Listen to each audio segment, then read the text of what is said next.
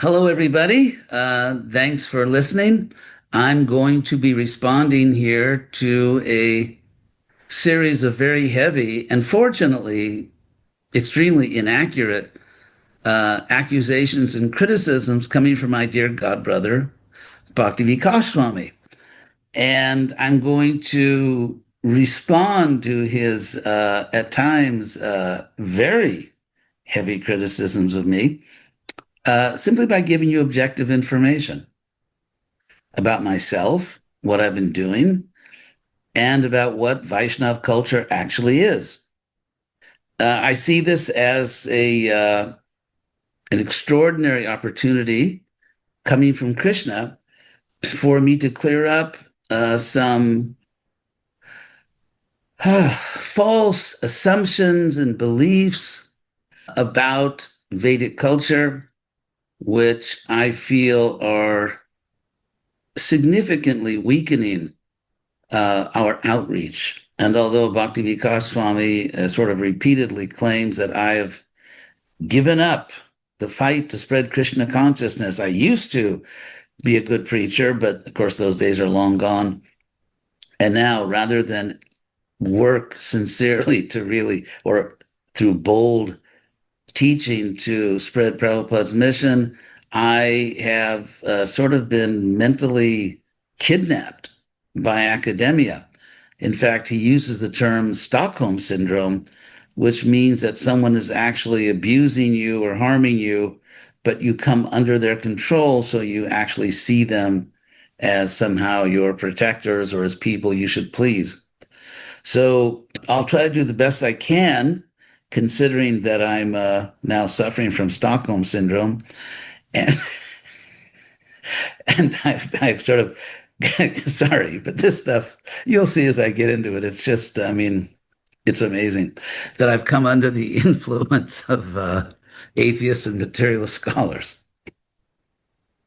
And so I'll just read one little quote here from Bhakti Vikasa Swami. I'll try to be. I mean, it is a serious thing, but the accusations, many of them are just so wild that and inaccurate that it's probably healthier to laugh at it than to get really angry or anything like that. So, quote from Bhakti Vikasa Swami: most Vaishnava devotees today, especially in the West, are as if captive in a culture that is hostile to the whole Vedic worldview in which Krishna consciousness exists. Now, there's something really interesting here, and that is that the whole Vedic worldview. Now, that should refer to philosophy. In fact, in the Bhagavad Gita, chapter 18, text 20 through 22, Krishna describes Triguna jnana, knowledge or awareness or consciousness in the three modes.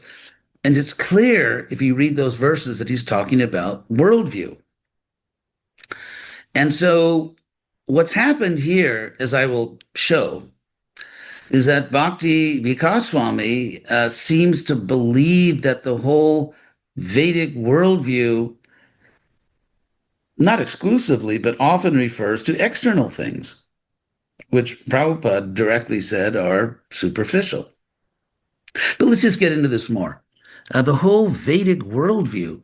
My favorite book is the Bhagavad Gita and also the Bhagavatam. I read them regularly, and I am on a daily basis absolutely inspired by Krishna's teachings. So if that's the case, why am I doing such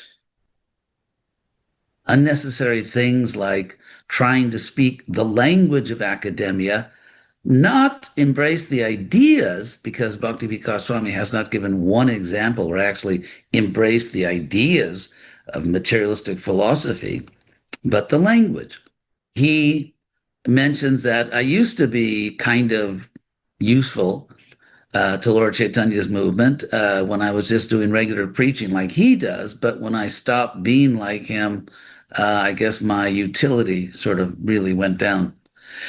One interesting thing is actually, I mean, there's just so much to say. I just try to get it all in. I have never in my life been preaching, I would say, more boldly, with more enthusiasm, and with better results, which I can talk about later also. I mean, we're getting extraordinary results, which somehow have not come up on Bhakti Vikasa Swami's radar. One reason is that so many leaders in ISKCON have been so insulting to and critical of Krishna West, and have done their best to trash it to other devotees, that basically I stopped trying to communicate with with the movement,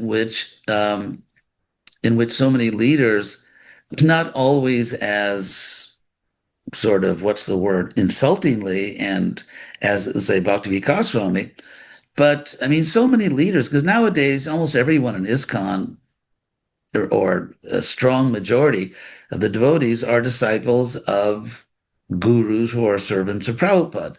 The percentage of active devotees who are actively preaching, the percentage of Prabhupada disciples, of course, is very small nowadays. There are great examples of wonderful devotees, Prabhupada disciples, who are preaching, but they're a small minority now. And so therefore, if ISKCON gurus, as I can't say most of them, but I strongly suspect most of them, either directly criticize Krishna West, and often as irrationally as Bhakti Vikasa Swami, which I'm going to demonstrate, by the way, or some ISKCON leaders may not directly and sort of grossly criticize everything we're doing and misunderstand everything we're doing, but they'll just say, well, yeah, you don't need to do that. So therefore, I can't really take advantage of all the facilities and resources of the Hare Krishna movement, even though I'm a loyal member of it, because of all the, with all due respect, ignorant criticism of it coming from leaders who don't really understand it. So therefore, in this talk right here, and of course, Bhakti, I'm really glad it's like a boil bursting, I'm glad that Bhakti Vikasa Swami sort of is brought up in a spectacular way almost all of the misconceptions, misunderstandings, and even misinterpretations of what Vaishnava culture is. They're all here in one place. So I really consider this to be a great opportunity to respond to them. So let's go on. He says that some influential leaders of Vaishnava society, I'm sure I'm a poster boy for that, are as if siding with their anti-Vaishnava cultural capitals, anti-Vaishnava culture. They're swept up in these secular ideas and progressive values. So progressive has now become sort of a negative. They're swept up in these secular ideas and progressive values and rhetoric. And although Śāstra teaches many ways opposite to what the predominant worldview of contemporary academia teaches, those who are supposed to be teaching Śāstra, in many cases, they teach against Śāstra, or they give the message of Śāstra warped. That's a negative. Warped to fit into modern culture, trying to make it more palatable for themselves and for what they imagine will be more palatable for Western people in general. Well, that's a Purnamukha, which in Sanskrit would mean a mouthful. So, first of all, sorry, but it's, anyway, it's not that I'm not serious about this, just these things are so wildly inaccurate that, it is somewhat amusing. First of all, why am I doing this at all? Why am I speaking academic language? Why am I taking the time and trouble to learn what the atheists or materialists are saying, and to learn it at a somewhat sophisticated level so I can respond to it? Why? For the best of all possible reasons, because Prabhupada directly ordered me to do it. I can't imagine a better reason to do anything than the fact that Prabhupada ordered you to do it. When I joined the Hare Krishna movement in 1969, when I was even younger than now, I was a student at UC Berkeley, University of California in Berkeley, and I was living in the Berkeley Temple. In fact, I moved in just a few days before the semester was starting.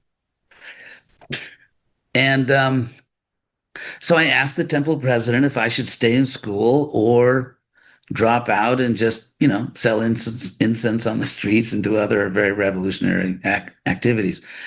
And so the temple president said to me, I don't know, ask the regional secretary.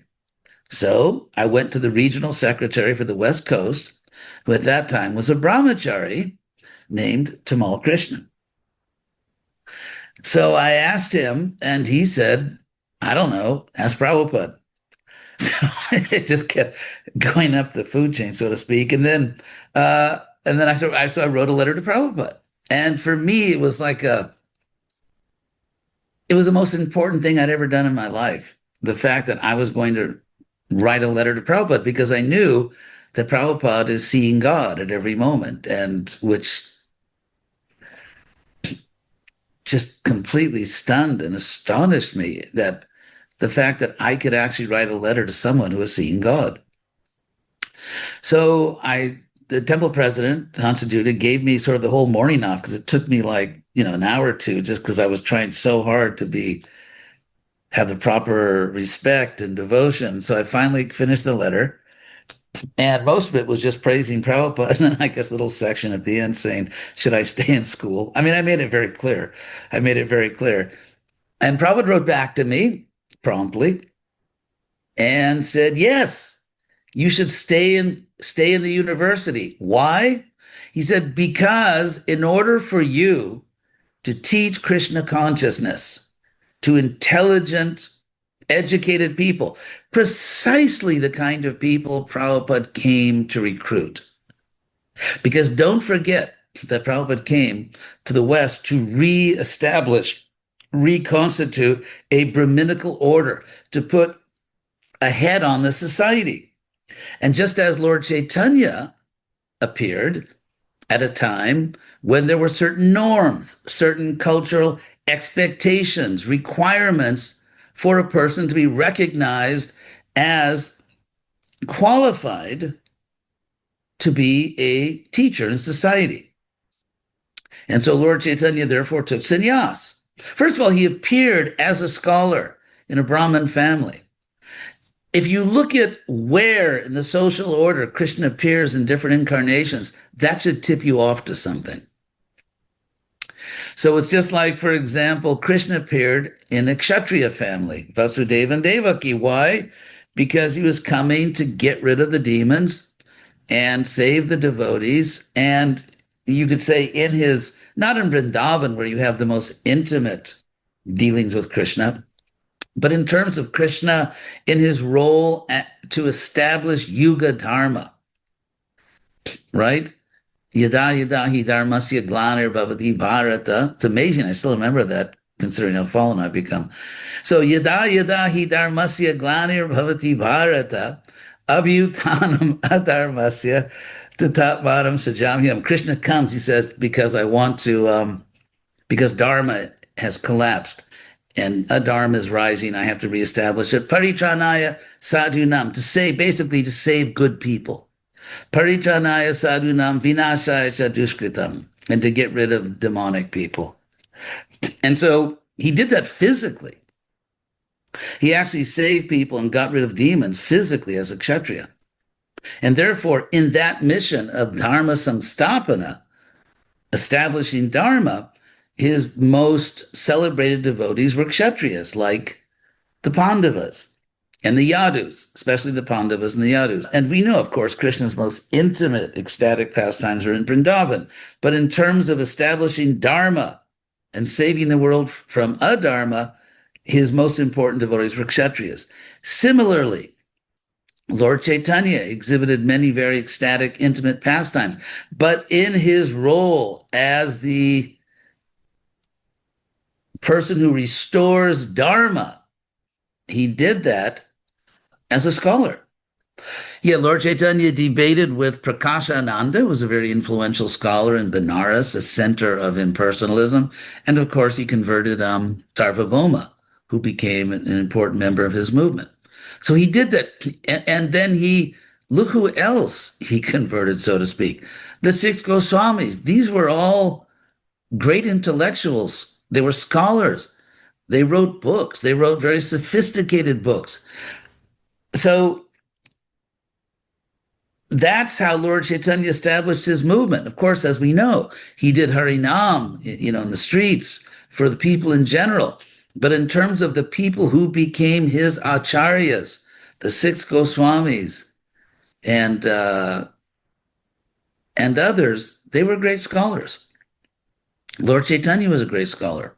So here's the point. When we say great scholar, you could say, someone could argue falsely that, well, great scholar just means you're expert at the Vaiṣṇava Śāstras, Bhagavatam or Bhagavad Gita and so on.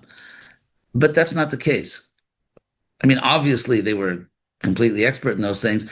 But if you read the commentaries of the acharyas, Jiva Goswami, Sanatana Goswami, Sridhar Swami, before Lord Chaitanya, but a person highly honored by Lord Chaitanya, Sridhar Swami, what you find is that Lord Chaitanya's most important direct disciples, at least in the sense of, because we're Rupa Nugas after all, they were great scholars. And to be a great scholar then didn't mean only Vaishnava Shastra. It meant you were expert in grammar, Paninian grammar. You knew all about even like astronomy. You knew about poetics, in Sanskrit called kavya. And Lord Chaitanya showed that in his famous debate with the Keshav Kashmiri Pandit, where the devastating criticism Lord Chaitanya made, which humbled the Keshav Kashmiri Pandit, they were not from Vaishnava Shastras. They were actually just from books, very sophisticated texts on poetics. Consider Rupa Goswami's Nectar of Devotion, Bhakti Rasamrita Sindhu, the whole rasa vichar, rasa analysis, which he does so brilliantly. He didn't invent that. In fact, rasa vichar, sort of analyzing rasa and rasavasa and all that, that had been a really big deal among non-devotee scholars for centuries. So what he did in order to write the Bhakti Rasamrita Sindhu, Rupa Goswami had to master all these very sophisticated texts on rasa. I've read some of them. Believe me, they're not easy. They're sort of like, like head crackers. I mean, they're really very sophisticated books. So grammar, poetics, rasa theory, astronomy, and other things, which I'm just not mentioning now. In other words, they had to be thoroughly expert in quote unquote mundane scholarship. And then what they did is in the mood of yukta vairagya, using what is favorable for Krishna service, they Krishnized all these things or used it for Krishna consciousness. That's exactly what Prabhupada told me to do. He didn't say you need to read Bhakti Shastra. He said, because I wasn't going to learn much Bhakti Shastra at the University of California in Berkeley in 1969. Believe me, I wasn't. And if I would have taken a course in Hindu studies, it would have done, just would have been more of an attack on Vaishnavism than a support of it. So, and yet Prabhupada told me to stay there. He said, because I had to get that quote unquote mundane education in order to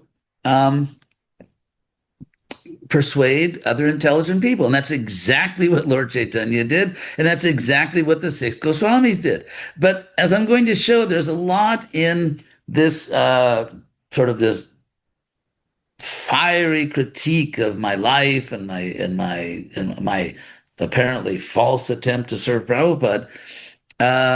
There's just a lot of misunderstanding there. And when a senior leader in the movement sort of grossly misunderstands a lot of things, that's, that can lead to bad results. So I'll go forward. Well, I'll just say what I have done is for several years now, working with the great devotee Brahmatirtha Prabhu, who's the last living active member of the Bhaktivedanta Institute, who was personally appointed by Prabhupada to that position. And so he has a genius for getting people to work together and encourage them.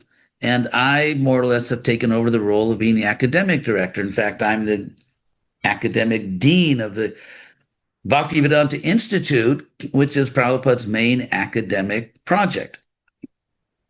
And I have done a lot. I have strongly pushed the devotees not just to engage in, not that they were doing this, but not just to engage in sort of, things that aren't directly promoting Prabhupada's great thesis of life comes from life. And I very much, I'm actually quite militant. In fact, not only am I not under the whammy of mundane scholars, the reason I did not myself pursue an academic career, which I haven't, is because I wanted to be free to speak openly Prabhupada's teachings. And just as I translated Prabhupada's books into Spanish and Portuguese, what I'm basically doing is translating Prabhupada's teachings into the language of academia. And if someone doesn't know that, unfortunately, what it shows is that they don't know much about contemporary scholarship. Because to say that I've lost my preaching spirit, it just means someone is sort of seriously unaware of what I'm saying. For example, we had a conference several months ago on evolution. And if you listen to my talk, you'll see it's very, as they say in the Hare Krishna world, fired up, very powerfully defending our point of view. In fact, one time I was walking with Prabhupada in Rancho Park in Los Angeles. And Prabhupada was in the mood. That's when he was doing Life Comes from Life debates. And he was kind of in the mood. He wanted to go at it. So as we were walking, Prabhupada said, I want someone to take the part of the atheist. He wanted to go at it. I want to have another debate. And no one volunteered. So finally, Karandar, temple president, BBT trustee and GBC there, he said, okay. So he started making some points. And at one point he said, he said to Prabhupada, you said that Krishna, and Prabhupada just cut him off. Prabhupada cut him off and said, do not bring in Krishna here. I'll never forget that. I was standing right next to Prabhupada. Do not bring in Krishna here. First, we will talk about your point. By the way, what Prabhupada was doing there is the whole Vedic process. It's called Purva-pakṣa, which means, what do your opponents say? And Prabhupada was enunciating a principle which is very well known among those who sort of ruin their lives by, studying scholarship, is that before you bring in your philosophy, you, in the most, I don't want to say generous way, but in a very fair way, you present the opposing argument. Then you defeat it. And so if you don't know the opposing argument, if you're not educated in that particular area, you're not very useful. And so what I did at Harvard, or at the University of California in Los Angeles before Harvard, was I was learning all I could so that I could translate Prabhupada's teachings into the meta language, the special language of scholarship. That is exactly what Ramanuja did in his Vedanta commentary. That is exactly what Rupa Goswami did in the Nectar of Devotion. That is exactly what Jiva Goswami did. You have to learn the language of the people you're communicating with. You have to understand their point of view. You have to present their point of view fairly. And then you have to show that, actually, there's something better than that. And there are weaknesses, if not direct contradictions. And that's exactly what I've done. I would say I don't want to sound proud, although maybe that's artificial for me not to sound proud. But the fact is, I think it's quite fair to say that no one in the Hare Krishna movement has come up with as many powerful arguments against atheism. And that's what I've been doing. And I have been faithfully showing how Krishna, his spiritual body, the philosophy of Bhagavad Gita are ultimately perfectly rational and they're things that a truly intelligent person should accept. That's what I've been doing. As I've said before, I think that maybe we should consider the possibility that Bhakti Vikasa Swami and myself are actually in different but parallel universes. Because the H.D. Goswami that he is so enthusiastically criticizing is definitely not the one on this planet. I don't know where he gets his information. Actually, I think I do know where. He quoted someone from Brazil. Now, what's interesting about Brazil is that there are literally many, hundreds of people, perhaps thousands, of good, intelligent devotees in Brazil that will verify that I've actually been helping them in Krishna consciousness directly. But Bhakti Vikasa Swami, showing the incredible rigor of his methodology, has found one person who I think I know who it is. And if it's that person, it's not very complimentary, has found one person out of hundreds and thousands that has a lot of bad things to say about me. And before publicly insulting and offending and criticizing in very gross ways a senior member of ISKCON, senior to himself, actually, if that's worth anything nowadays, all it takes is one person in Brazil, not the hundreds or perhaps thousands who would give a completely opposite picture of what's going on there, but just that one person. And then let's go public with this. Let's get, and you could say he posted it on his website. Well, it's all over the world now. And so to publicly, all around the world, say these really horrible things about me, that I'm brainwashed, that I've used to be a good devotee, that I'm actually serving the demons. I mean, in ISKCON lingo, that's pretty bad. Fortunately, he's not accused me of eating onion and garlic. He hasn't accused me yet of that. So anyway, so that's what I'm doing. What I'm actually doing, number one, is what Prabhupada directly ordered me to do. And number two, it's what all the previous acharyas did. Bhaktivinoda Thakur was very well read. Bhakti Siddhanta was very well read. And we get to the Goswamis, they were like super academics in their culture. So I'm following Prabhupada's order, following in the footsteps of the previous acharyas, which means that I'm really a bad person. So let's go on here because there's just so much to say. So for many years, that's him talking about me, he has hardly been involved in preaching to academia. Actually, what I have concluded is my mission, not to preach to academia, because first of all, academia is sort of like a mafia, or has been for many years, in which if you don't take the proper materialistic viewpoint and politically woke viewpoint, it's, you probably won't get a job. And so therefore, it's kind of been there's been a purge, sort of a Soviet-style purge of people with other views. Now, of course, there are many scholars who are much more sympathetic to our point of view. There are many Catholic universities, there are Protestant universities, there are public universities where they actually, so there are a lot of good people out there doing scholarship. But I think a very strong majority, in fact, it's something like 30-1, a very strong majority is materialistic, atheistic, and frankly, not very bright, because there are no really good arguments for materialism. Anyway, so that's what I've been doing. Somehow, I'm not preaching, and this person from Brazil, maybe he's the one that tipped off Bhakti Vikasa Swami that I'm not preaching, although I've never made more good, intelligent disciples in my life than is happening now. We're actually making a lot of devotees who commit themselves to Prabhupada, to ISKCON. And so this idea that I used to preach is, like I said, best explanation I can think of is, well, there's two possibilities. Number one, Bhakti Vikasa Swami and myself are in parallel universes, sort of like string theory, or he forgot to check his facts. So it's one of those two. So this curious phenomenon of devotees going out for chanting the holy names in public in jeans and t-shirts. First of all, I've never asked anyone to do that.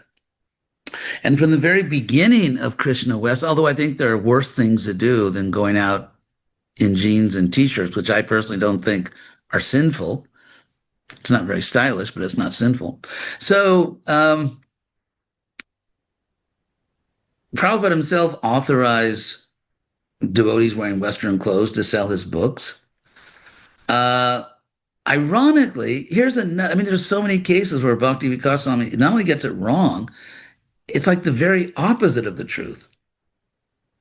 Because what I have been insisting on, and I don't know if everyone in Krishna West follows it. I mean, Prabhupada couldn't get all his disciples to follow what he was saying either read his books or to follow the principles.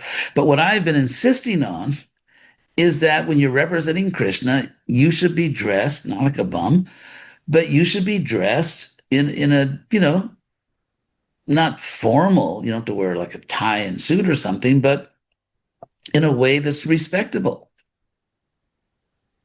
In a way that's respectable. Jeans, I personally have not worn jeans in, I don't know, since I joined the Hare Krishna movement. So it's been well over half a century since I put on some jeans. But I have insisted that to the devotees that if you are, for example, going to a temple, if you're going to a temple, then dress respectfully. Unfortunately, some of these ultra-conservatives in ISKCON have not distinguished between two very different things. One is a cultural principle. Another is an ethnic detail. So it's a cultural principle that if you are going to a house of God, if you're serving Krishna, try to dress in a way that's socially respectable. That's a cultural principle. The ethnic detail, which I'm going to talk about, dhotis and saris, because I've actually done my homework on that too, and I'm going to talk to you about that. So no, I've never asked anyone in my life, I never asked anyone to do Harinam in jeans and t-shirts. Although, ironically, if you look at a t-shirt, let's say it's clean, it's not ragged, doesn't have a drooping collar, doesn't make you look like a bum. Let's say it's, like a t-shirt. What's the difference between that and a kurta? Okay, what are the differences? A kurta has buttons, t-shirts don't have buttons. So apparently, as Krishna says in the Gita, among shirts, I am shirts with buttons. It's just, I don't get it. Why is a kurta, the only difference, it has buttons and it goes below the waist. So if somehow a shirt going only to the waist, or maybe a little below the waist, maybe it's those extra inches below the waist that make a kurta, give it all its spiritual shakti. But in general, some people pay hundreds of dollars for jeans. There are jeans and jeans. Again, I never in my life asked anyone to dress like that. I don't wear jeans, but I think and it's not what I'd like. I'd like them to dress a little more formally, but I don't think it's the end of the world. And I don't think it's a threat to Vedic civilization as we know it. Ironically, if you look at Lord Chaitanya, there's absolutely no evidence that Lord Chaitanya or his followers, when they did Harinam, were dressed differently than anyone else. They didn't have uniforms. They just dressed like everybody else. A lot of times they didn't wear shirts. So maybe wearing t-shirts kind of conservative in that regard. So if by doing this, he could actually make hundreds and thousands of Western devotees, that would be glorious, but it hasn't happened. So boy, he really raised the bar on me. At a time when, practically Prabhupada's mission in almost every major Western city is overwhelmingly from people from a Hindu background, who, by the way, are wonderful people. And I'm not criticizing them. I think it's important for me to keep saying this because apparently a lot of things, unless I say it 1,000 times, people, even if I do say it 1,000 times, a lot of people think I never said it. My personal experience with ISKCON devotees from an Indian background is that they're really great people. They're really great people. With me, they've always, I'd say almost all of them, have been generous, hospitable, eager to learn. They're some of the best people I've met. And so I have absolutely nothing to criticize in our large Indian congregations all over the world because most of them are really great people. What I'm criticizing is where are the Western communities that Prabhupada created and now are so severely diminished. So no one is making hundreds and thousands of Western devotees. So apparently I have to do better than traditional, let's say, traditional temples. They brag if they make 3 or 4 devotees in a year. If I make 30, I'm a bum. So, I mean, do I really have to make thousands to show that what I'm doing is bona fide? What about dozens? I mean, how many Western projects are making dozens of devotees? And by that, I want to make a distinction. And this is not meant to criticize anyone, but it is a, sociologically, I think, a valid distinction. We're not just talking about people who take a yoga class from an ISKCON devotee or even go on a pilgrimage to India, which is really good, not criticizing that. But what sociology shows is that a movement will really make it, a movement like ours, when you build your core. In other words, why don't we see how many Western devotees are being made by different projects, devotees who actually will stand up and be counted in public. I am a member of ISKCON. I'm not just interested in this or that sort of yogic type program offered by an ISKCON devotee, but I am an ISKCON devotee. I'm dedicating my life to Prabhupada's mission. I am a follower. They publicly declare, I'm a follower of Prabhupada. He is my founder Acharya. I am trying to qualify myself for initiation. If we see how many Western devotees Krishna West is making who really become devotees of Prabhupada, followers of Prabhupada, aspiring for initiation, openly telling the world that I'm a member of ISKCON, I'm a follower of Prabhupada, I'd say we're probably in the top tier. And if Bhakti Vikasa Swami would have asked me, I could have told him, but he didn't ask me. He asked, one of the very few people in Brazil that, thinks I'm a train wreck for ISKCON. Whereas the 1,000 devotees, hundreds and hundreds or thousands of devotees who think what I'm doing is really good for ISKCON, he somehow didn't get around to those people. So if we talk about making devotees who are, again, core devotees, not friends of the movement, core devotees, I think we're one of the best Western preaching projects in ISKCON. So then he says, New Age creeped in the form of so-called bridge preaching with physical. There's no one on this planet who has criticized bridge preaching as much as myself.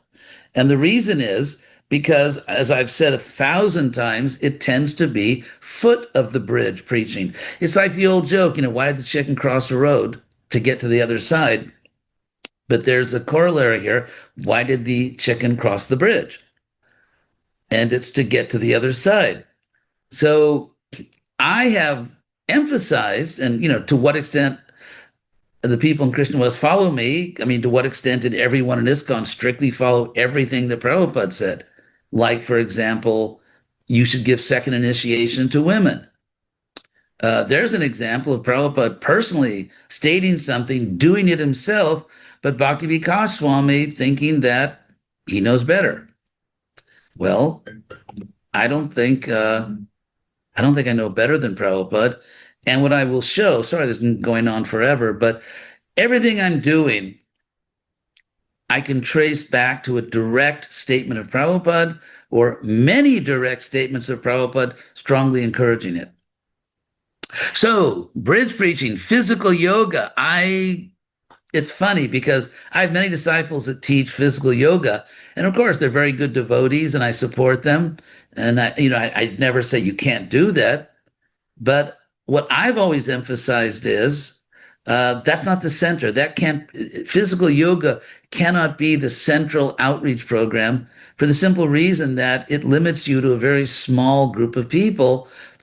And I go into the whole sociological analysis, academic studies of who takes yoga, the fact that it's 80% women. If it was 80% men, it would be the same problem. And, why people take. So, anyway, to say that I'm sort of pushing ISKCON or devotees to do preach with physical yoga is like wildly inaccurate. It's kind of comically absurd. Although again, I don't criticize devotees that teach physical yoga because I know many of them are, excellent devotees. It's just not something I have ever emphasized. Alternative theories, alternative therapies. I am, and I know many people will probably lose faith in me for saying this, but I'm kind of allopathic. So mundane and bogus psychology. Well, we don't need mundane and bogus psychology because the Bhagavad Gita has the best psychology. Again, a devotee's letter that in Brazil, hey, guess what? ISKCON is just saturated with astrology and Vastu Shastra and all this, stuff. And probably I've been the biggest person, the person that's most pushing back. So to say that I'm behind all this, whoever wrote, notice that he said a devotee's letters, one devotee, not the 1,000 who will say, no, that's all nonsense, but the one, and I think I know who it is, and if it's the person I think it is, so it's not someone that is going to make Bhakti Vikasa Swami look good. The letter writer also argues that Brazil BBT has suffered both in quality and quantity of books. This is because HDG has lost faith in Śrīla Prabhupāda's books. And that's filtered into the BBT, who indirectly are discouraging their distribution. So the BBT is discouraging distribution. No, actually, despite what this fool said, and he is a fool, I have not lost faith in Prabhupada's books.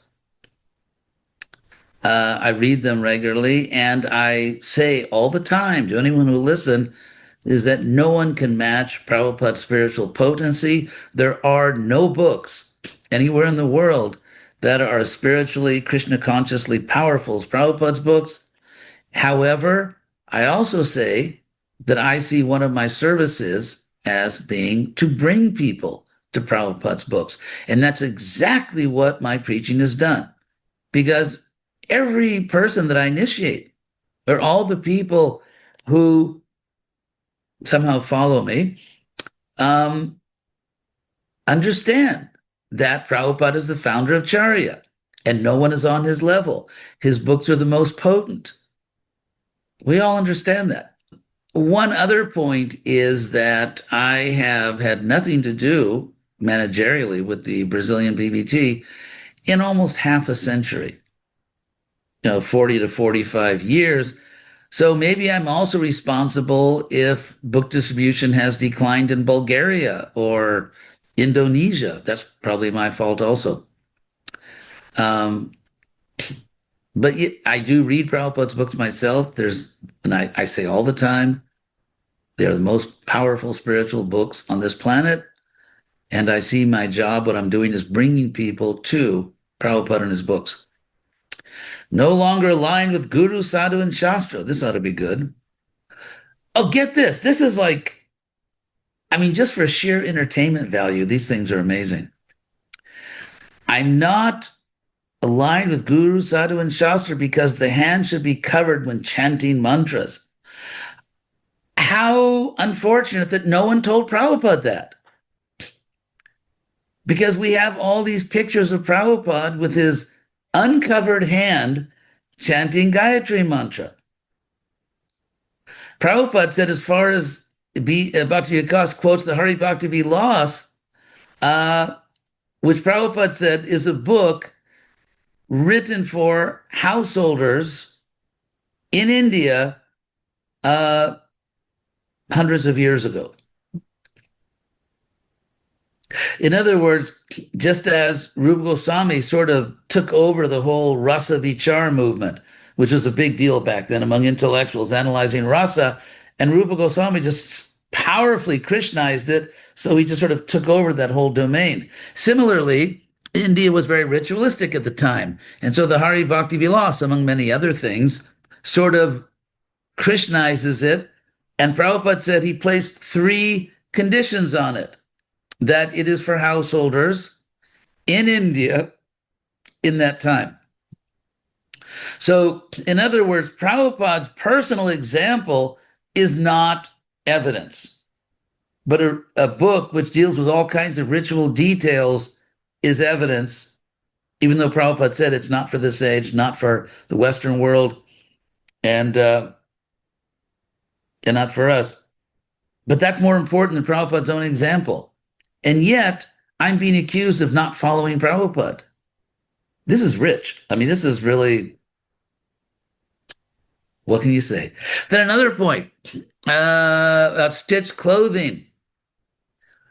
Bhakti Vikasa Swami quotes from the Srimad Bhagavatam purport. A sannyasi or a person about to perform a ritualistic ceremony should not dress himself in clothing sewn with a needle. Prabhupada's quoting something, but he never followed it.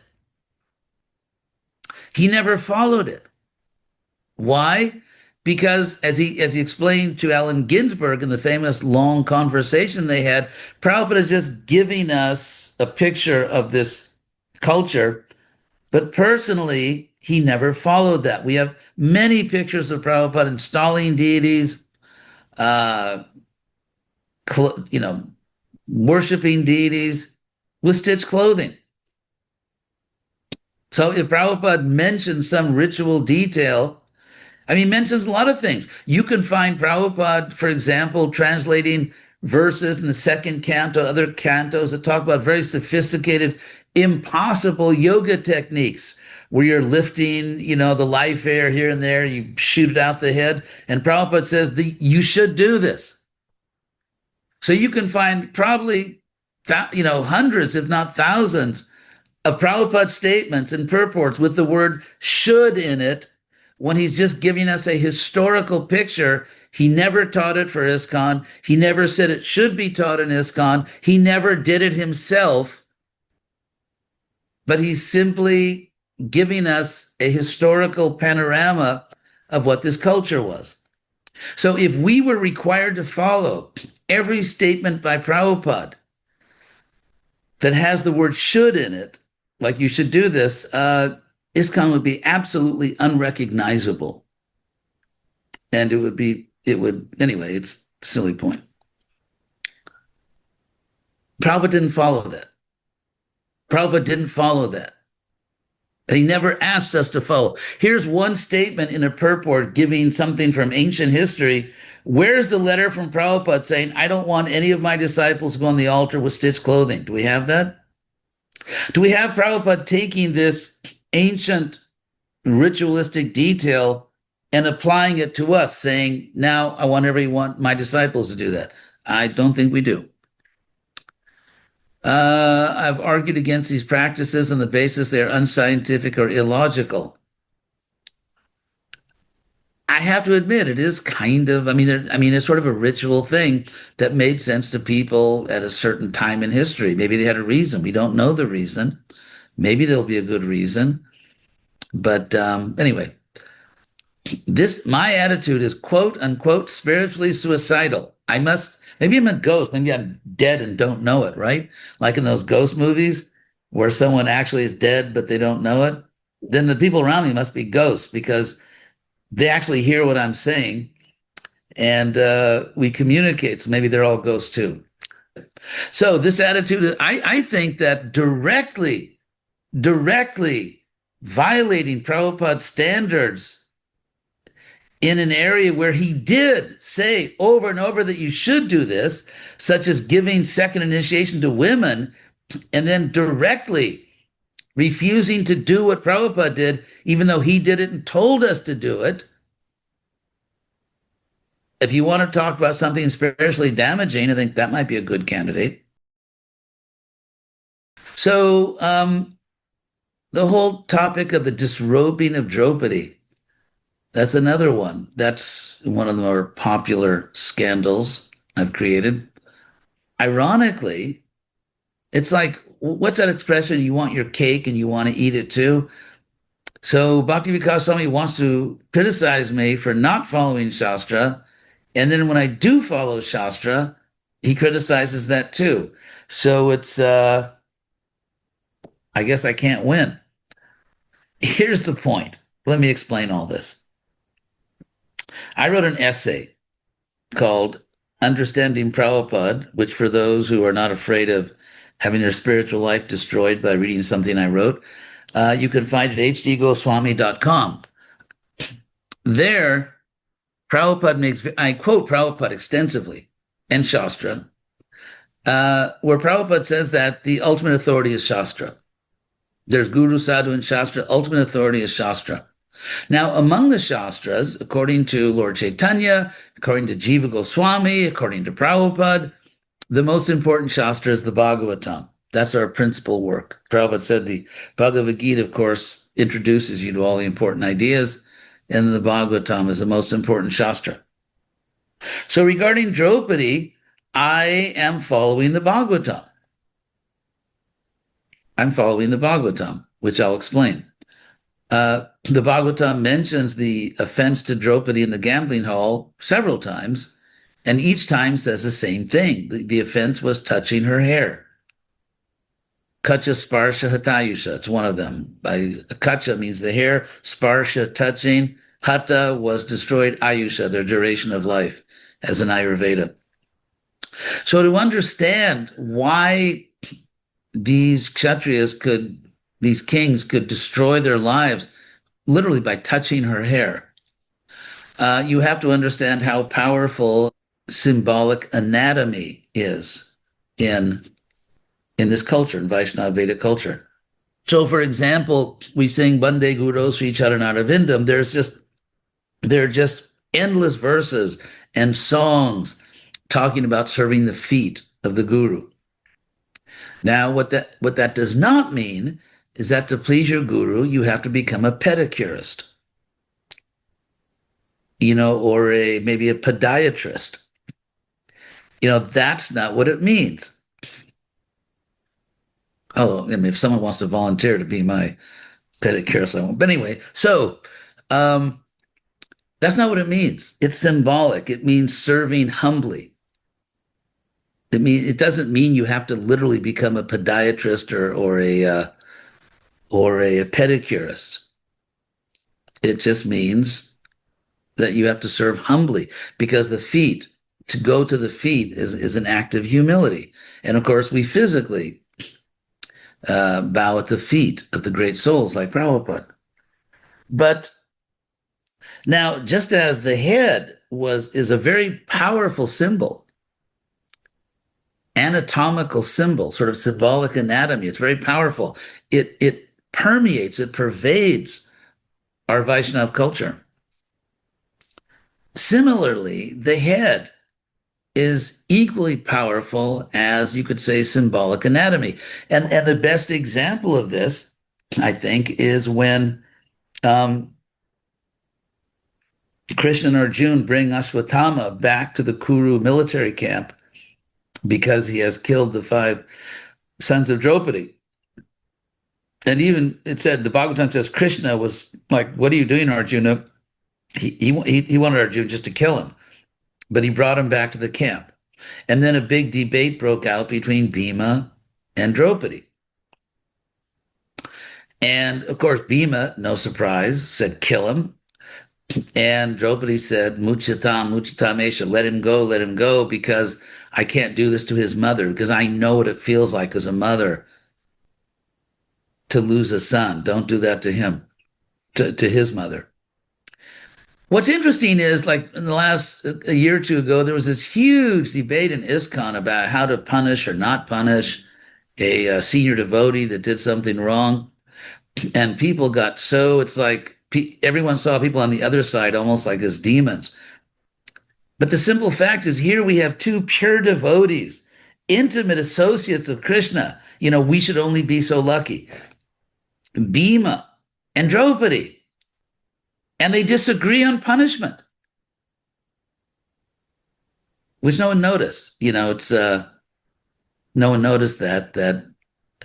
So anyway, the reason I mention this is that when the Bhagavatam says that they touched her hair and therefore they were killed for it, that was a capital crime. To touch a woman's hair, like to pull her, she was dragged by her hair into the Galilean Hall, that was a capital crime, punishable by death. Now, why do I say, even though so many acharyas said, well, they tried to disrobe her? Because there's two important things here. Number one, I could talk on this for hours, but I'll just try to give you the main point. If you look at the Vaiṣṇava approach to knowledge, or the Vaiṣṇava approach to just understanding Krishna consciousness, the acharyas are extremely, demanding, extremely precise about philosophy. But when it comes to pastimes, they're much more liberal. And one example is, there are famous devotees in ISKCON who devotees go to Vrindavan or they go to other places and they talk about all these different pastimes of Krishna. Now, I've attended some of these sessions, and I would say that a strong majority of all these pastimes that are being described are not in Śāstra. And that doesn't seem to bother anybody.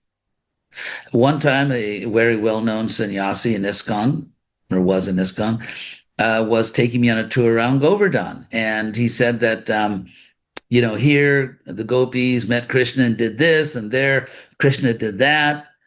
And after we'd been through about a couple dozen of these, I just said to him, where does all this come from? What's the authority for this? And his answer, the senior sannyasi, his answer was, I don't know. No one ever asked me. So even within ISKCON, devotees go to Vrindavan or hear different speakers that tell all these pastimes, many of which are not in Śāstra, and I don't think, does anyone ever ask, what's the authority for this? So you find Sanatana Goswami, and I think maybe Brihad Bhagavatamrita, if I get this right, but one of his books like that, he says that in the Bhagavatam says that Krishna's pastime of killing the Keshi demon happened like this, but actually that's not really, it was really like that. And you have Jiva Goswami, for example, who is a very powerful preacher in favor of Radha and Krishna having Swakiya Rasa, like a married relationship. And most of the acharyas disagreed and said, no, it's Parakiya Rasa, it's like a paramour. And but Jiva in his Gopala Champu, the last many chapters with his whole book, which is like 1,100 pages, comes this powerful crescendo, this dramatic close. We're hammering home the point. It is Swakiya Rasa. And so there's disagreement among acharyas and, about details of rasa. Now, in the case of Draupadi, here are some Śāstra things where I'm not just following my own atheistic, rebellious, useless mind. I'm actually following Śāstra. Because in the Bhagavatam, the offense to Draupadi in the gambling hall, the duty sabha, is mentioned several times, and each time it says the offense was touching her hair. Not a word about trying to strip her, nothing about that. And even in the Mahabharata, a very, very strong majority, almost all the existing manuscripts, surviving manuscripts, don't mention that Krishna gave her cloth. Now, there's another point which comes from the Mahabharata itself, and that is when the first time that Draupadi meets Krishna after this incident, and she's almost angry at Krishna, and she says, when I was being offended in that way, why didn't you come to help me? And Krishna answered, because at that exact time, the person I call the demonic aviator, Shalva, came with his airship to Dwarka, attacked Dwarka. And Krishna said, I had to save the city of Dwarka. That's why I didn't come to help you. Now, why would Krishna say that? Why would Draupadi say to Krishna, why didn't you come to help me, if he did come to help her? Another point, when Arjuna, this is from Mahabharata also, of course, none of this is from Śāstra, it's all from my, sadly polluted mind. But actually, in the Mahabharata, when Subhadra and Arjuna elope, it's called Subhadra Harana, taking away Subhadra, but they actually eloped. They were scheming together how to get out of the city. And so then when the Yadus realize what's happened, they're really angry, even Balaram, and they go to their Raj Sabha, their royal assembly house, and they're very mad. Arjun didn't respect us. He disrespected us. He didn't give us any gifts, didn't get our blessings. They're really upset. Krishna stands up because they said, he didn't give us any gifts or anything. Krishna, as in the International Society for Krishna Consciousness, Krishna stands up and said that women are not property. Women are not property. You can't buy and sell them. You can't gamble them. You can't, they're not property. Now, maybe you are comfortable, maybe Bhakti Vikasa Swami is comfortable with telling people that in Vedic culture, women are property. They can actually be gambled, like a piece of gold, or like maybe some valuable furniture, or maybe some real estate. Because they're just property. And if a man gambles his wife and loses, and maybe 100 men, because there were 100 sons of Dhritarashtra, maybe 100 men will have sex with that person. And, that's just Vedic culture. Personally, I'm not prepared to tell the world that the solution to all the world's problems is a culture in which women are property that can be gambled away.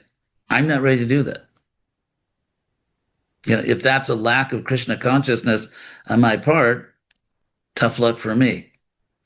But I don't even think it's good for the world. I don't think it's good for the world to have a culture where women are property that can be gambled away. I don't think it's good for the world. But I don't think that's what Vedic culture is. So then, perhaps one of his most flattering remarks, me being brainwashed and mentally captive to atheistic professors, that was a pretty good one. But if anything can top that, Bhakti Vikasa Swami has compared me to a gorilla, but not an ordinary gorilla, a gorilla from Krishna Lila. So I suppose that's sort of what they call a left-handed compliment. But anyway, this Devi the gorilla had been a friend of Sugriva, and then he committed offenses and became proud. So I have become proud and gorilla-like, according to Bhakti Vikasa Swami, but I don't think that's what I'm doing. I don't think I'm exactly acting like Devi the gorilla. I think what I'm actually doing, sorry, it's just, we have to find amusement where we can in this day and age. So I think I'm actually carrying out Prabhupada's instructions to me. And I don't think my behavior is not entirely gorilla-like or offensive or atheistic or against Krishna. I hope not. Anyway, but the good news, here's the good news, everybody, for anyone who hopes that maybe I can somehow save myself in this horrible situation I'm in, that I can redeem myself. For many years, he has hardly been involved in it. Sorry, it's just like, it's so crazy. It's so absurd. I don't know where he got this. Must be a parallel universe. For many years, he has hardly been involved in preaching to academic. I'm the academic director of the academic center of the World Hare Krishna movement. And all I've been doing is emphasizing that we've got to stick to Prabhupada's arguments, and we have to really spark an intellectual revolution. That's all I've been doing. But it's interesting. Because someone like Bhakti Vikasa Swami, who obviously has never really been interested in doing academic work, even though I'm doing exactly the same thing I was doing before when I used to be a good devotee, he doesn't understand it. He actually doesn't understand what I'm doing. He didn't ask me. He obviously hasn't listened to many of my lectures or any of them. And so he just is wildly inaccurate. If anything, other devotee scholars kind of see me as a little, maybe, really militant, like, do we have to be that heavy? And so, yeah, it's just wildly inaccurate. But now I want to get some other points, which I think are important. Let's see if I can find them now. Oh, yes. Vedic culture. You probably heard this a million times, so I'll try not to just, bore you to death. But I want to talk about a philosophical point. And that is there really like a one specific eternal ethnicity? Like there's a Vedic way to dress, there's a Vedic way to cook, there's a Vedic way to do architecture, there's a Vedic way to do music. And, let the world go to hell. We're not going to change that. We're not going to do non-Vedic art, non-Vedic, dress, non-Vedic cooking, et cetera, et cetera, et cetera. So now I'm going to give you a whole bunch of evidence to show you that idea is pretty silly. First of all, the very word Vedic culture, this is a point I've made many, many times. In Sanskrit, if you juxtapose Sanskrit and English, many Sanskrit words have direct literal translations into English and other languages. Some examples: Deva, God. That's completely literal. In fact, the word Deva is a source for our English word divine or divinity. And so on, and almost all modern, and all the Indo-European languages. So the word Deva, God, perfect. Ishvara, Lord, or Isha, Lord or Master. Prakriti, nature. For example, the Sanskrit word Prakriti can mean either, the birds and bees and lakes and trees, or it can mean your own nature, like, what kind of personality do you have? And exactly the same in Sanskrit. So the word Prakriti in Sanskrit can mean the birds and bees and trees and, horses and sunrises and all that. Or Prakriti can mean your nature. What kind of person are you? What are your propensities? Like, are you a Brahmin or Kshatriya or Vaishya, Shudra? Do you want to get married? Do you want to not get married? That's also Prakriti in the Bhagavad Gita.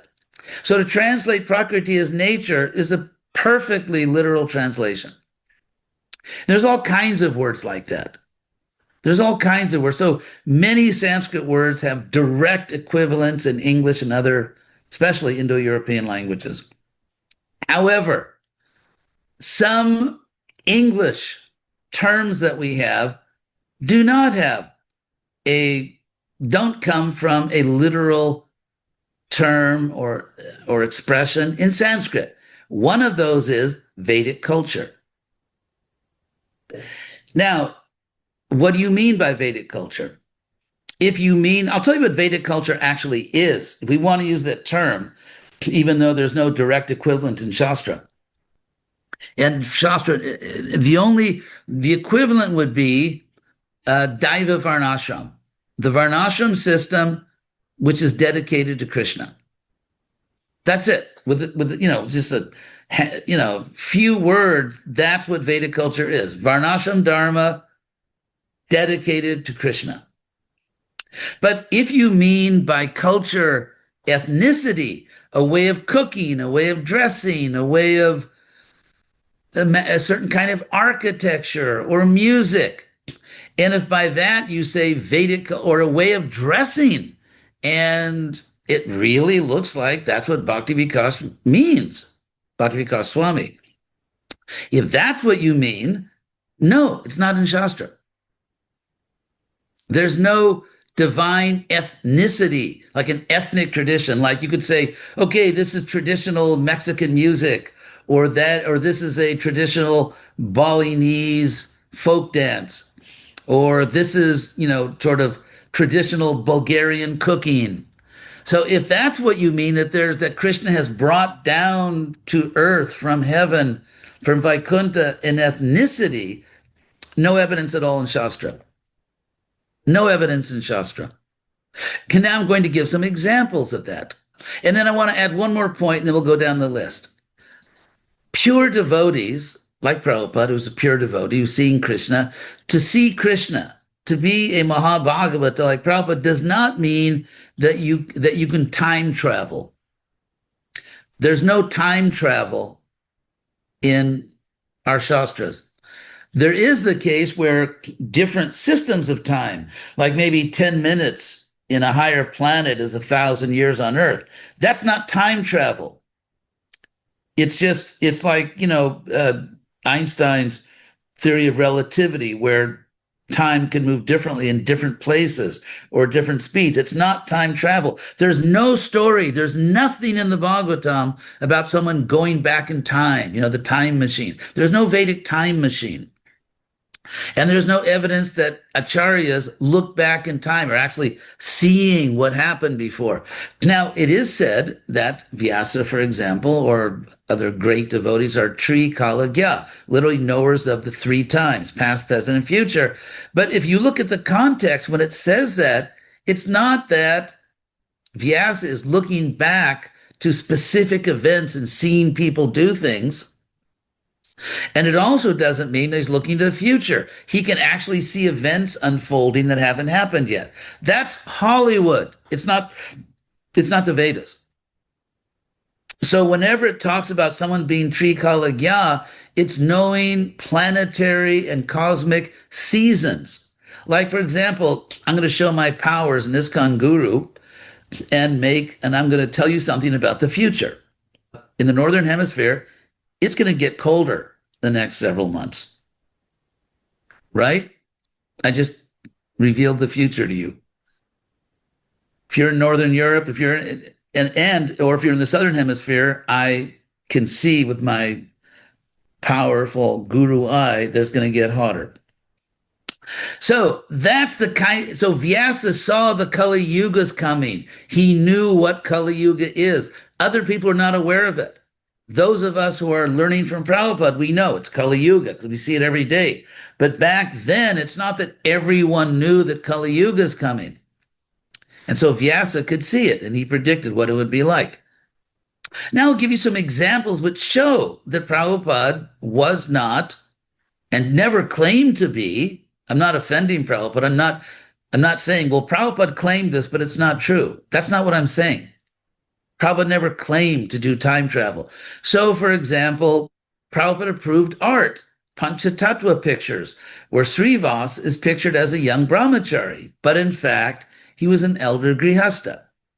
So it's not that Prabhupada was seeing the past, and then other ahistorical features that Prabhupada approved. In other words, things that, according to everything we know from Śāstra and history, that's not the way it was.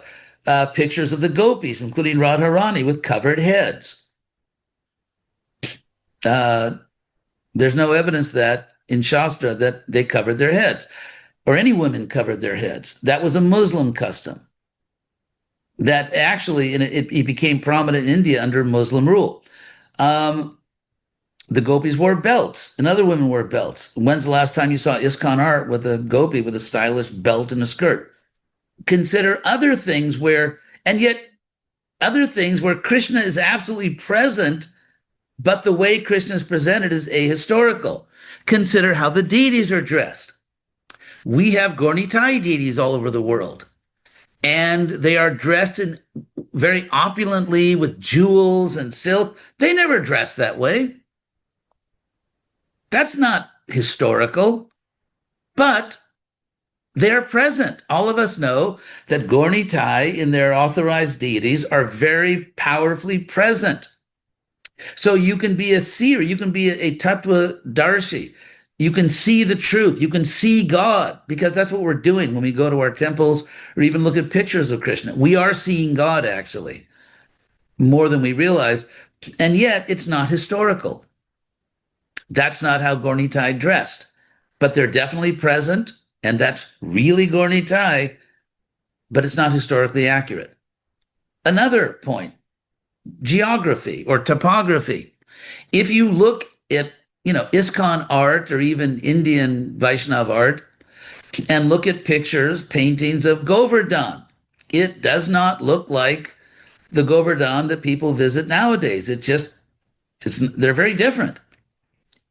We have so many paintings of Govardhan where it's like this huge, lush hill with sort of gentle slopes and cows grazing and green grass and everything. That's not at all like the Govardhan we see today. And yet, it's really Govardhan. I mean, when you look at these pictures, you're really connecting with the eternal Govardhan. The point I'm making here is that, okay, Krishna is visible to us, and in, of course, a most powerful way, visible to great devotees like Prabhupada in three different dimensions. One dimension is historical. Krishna appeared 5,000 years ago, and it was really Krishna on this planet. Another one is in the mind of a pure devotee, like Prabhupada. Krishna appears in the mind of a pure devotee, just like Krishna appeared to Dhruva, and so on. Another way, third way, is Krishna's in the spiritual world. And so the reason I mention all this is because my dear godbrother Bhakti Vikasa Swami's arguments are based on the assumption that there is one unchanging, absolute, eternal way to dress and eat and, I don't know, play music, do kirtan. And if you don't do that, you are really killing your spiritual life. You are violating Vedic culture, and you're basically doing more harm than good on this planet. And so my point is that the great acharyas never saw it that way. Prabhupada did not object to these lush paintings of Govardhan, even though he knew that what's left after erosion or whatever else happened, after all the thousands of years of who knows what geology or just Krishna's mystic power, the Govardhan in India looks very different. And Prabhupada knew that, but he didn't object to the paintings. That should tell you something. Consider books by great acharyas, Jiva Goswami's Gopala Champu, which I've been going over with a devotee. And in the Gopala Champu, you have descriptions of Vrindavan, which are just not like what we know about, the way not just Vrindavan, just describe the culture there, which is not like what we know historically to have been the culture, say, 500 years ago in Vrindavan. For example, for Jiva, unlike the Bhagavatam, in Vraja, there are palaces, very opulent palaces. There are soldiers. There are assembly halls. In other words, it's very much like Dwarka. And if you read the descriptions of Vrindavan, I'm talking about, topography and flora, the trees and just and everything, Jiva gives a different view. Or he says a lot of things that are not in the Bhagavatam. It's much more, it's actually in many ways like Dwarka, rather than the way Vrindavan. And so they take this liberty. And also same in the Ananda Vrindavana Champu by Kavi Karnapur.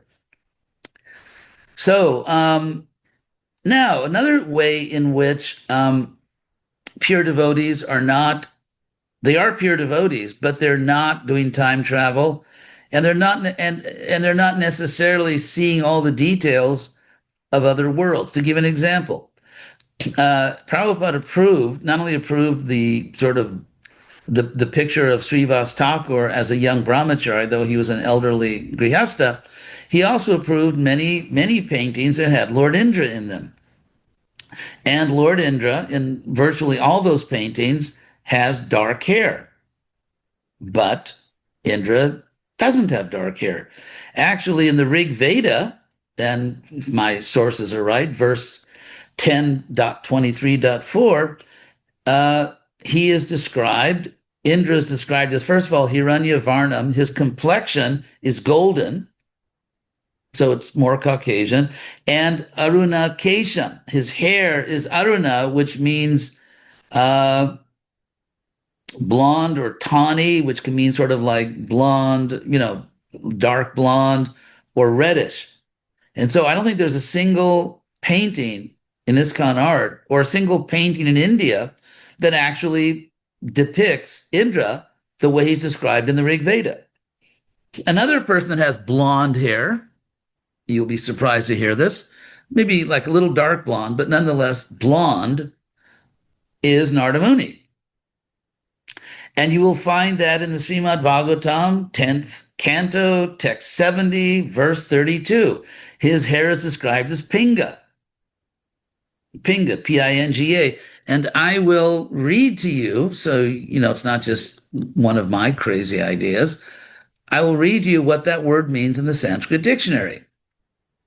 Pinga means yellow, reddish brown, tawny, which means sort of yellowish but a little darker, or just yellow. That's the standard word in Sanskrit for the word yellow, which we call blonde.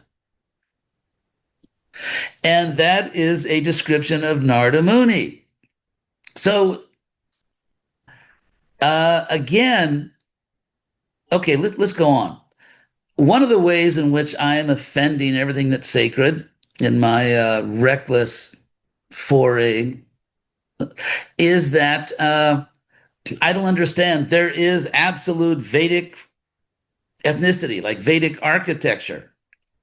But here's some scholarly information for you, that many temples, Vaishnava temples, Gaudiya Vaishnava temples, even Vrindavan, have a lot of Muslim influence. Here are some statements that I looked up. Persian influences entered North Indian Vaishnava temple architecture primarily in the 1500s onward, especially with the Vallabha Sampradaya, the Gaudiya Vaishnavas, and the Ramanandis. After 1550, North India was politically dominated by Mughal courts, governors, and landed elites. Vaishnava Sampradayas, unlike Shaiva temples in some regions, often navigated Mughal patronage successfully. Many royal patrons were Hindu rajas serving as Mughal vassals. This produced a hybrid aesthetic. And then it goes, and there's a lot of very detailed information here. Mughal architectural elements in Vaishnava temples, especially Gaudiya Vaishnava temples. These are Muslim architectural elements. The cuspid, a multifoil arch. And these are very technical terms. Seen in the Govinda temple in Vrindavan. Govinda Dev temple, Madan Mohan. You all know that in Vrindavan. Sri Nathji temples of Nathdwar. And then it goes on and on, the Jharoka, which is a technical word meaning an arched projecting balcony. Originally a Rajasthani Mughal court feature. It became central to Pushti Marg temples for giving darshan of Srinathji. The presence of finely carved stone screens, Jali, is unmistakably Islamic Persian. Chhatris, domed kiosks. Anyway, Persian floral and geometric ornament, lotus motifs are Indian but stylized Persian styles. Vines and geometric borders appear in temples from the 16th to 18th century, often mixed with Vaishnava iconography. The extensive use of polished lime plaster, a Mughal import. It goes on and on and on and on. Some Chaitanya temples in Bengal and Vrindavan built under late Mughal influence, increasing use of Mughal ornamental plaster and Persian floral carving, as in the Krishna Balaram temple in Vrindavan. So again, this myth that there is an eternal standard, unchanging, don't mess with it, ethnic tradition, which involves architecture, cooking, dress, etc., etc. Let's talk about dress. I got I know you probably heard about this ad nauseum, but just take an anti-nausea pill and I'll just give a few more facts you may not know specifically. So clothes, the earliest proved use, like documented use of a dhoti, is in the 14th century, which is, just 100 years or so before Lord Chaitanya. A sari is not mentioned until about 500 years ago.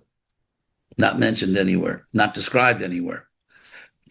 Before European colonial influence, bare-breasted women were extremely common.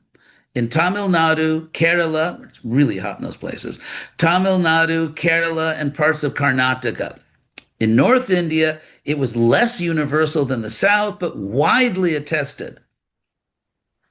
Now you've seen pictures of paintings of Krishna and with pants, these sort of tight pants, and then sort of little skirt, men's skirt. Now, what I want to mention also is that we had lots of these paintings in our temples, and Prabhupada visited the temples. Prabhupada saw those paintings. He never said, that's not Vedic. Prabhupada saw these paintings. He'd been seeing them his whole life. He grew up in Vaishnava culture. So he knew all about these paintings but here, okay, Mughal Persian influence on trousers, pants. Indo-Persian courts popularized in their language pajamas, pajama, churidar, jama, upper robe. These entered Hindu courts by the 16th to 17th century and became normal elite clothing in Rajasthan and other states. Krishna in those paintings is dressed like a contemporary prince in the Mughal style, not like the Krishna of Śāstra. Bhakti Vikasa Swami.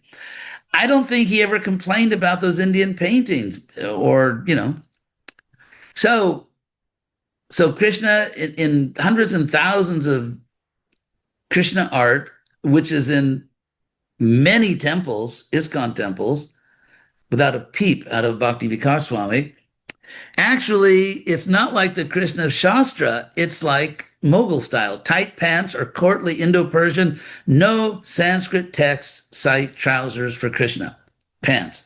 And as I've said, the way we dress Gorni tie, which Prabhupada saw every day and, enjoyed it, totally ahistorical. But Prabhupada didn't see a problem with that. Bhakti Vikasa sees a problem. But anyway, I'm going to get to the whole thing. What is the status of tradition in Vedic culture? That's another topic I want to get into. So as I said, the earliest clear, definite use of the word dhotis in vernacular languages, not Sanskrit, in the 14th century CE. So beginning in the late 16th century, Hindu courts in Rajasthan and the Himalayan foothills were deeply connected to the Mughal world. And people that designed clothes, Persian miniature painting, textile styles, and court fashion spread widely among Hindus, among Vaiṣṇavas.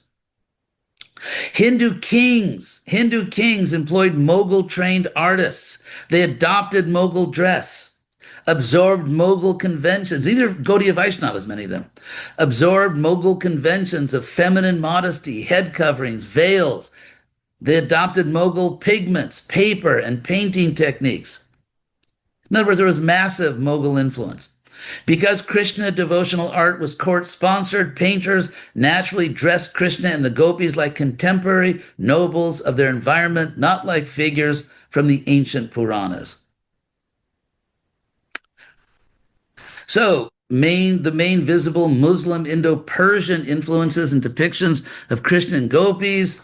Anyway, I've already said a lot of this. And there's a lot of technical information I'm not boring you with, but these are not just sort of reckless generalizations. There's a huge amount of very technical academic information and so on. Early Indian sculpture, which is all we have, in Mathura, the Gupta dynasty, Nalanda, does not show women with covered heads. The Puranas do not mention this. And I should mention another thing which you will not find in scripture is calling women mother or Mataji. That's another Hindu invention. Chanakya Pandit, with all due respect, is not a great acharya. He was pretty smart, but he says you should see women, it's sort of a moral, like sort of, expose yourself to the threat of horrible incest, and that way you won't engage in illicit sex. It's just not Vedic. I mean, Chanakya, if he says something that is in no scripture, no Śāstra, it doesn't make it Vedic, because Chanakya, who was not a Vaiṣṇava acharya, because he said it. So the covered head comes from the Mughal Persian norm, widely adopted by Hindus.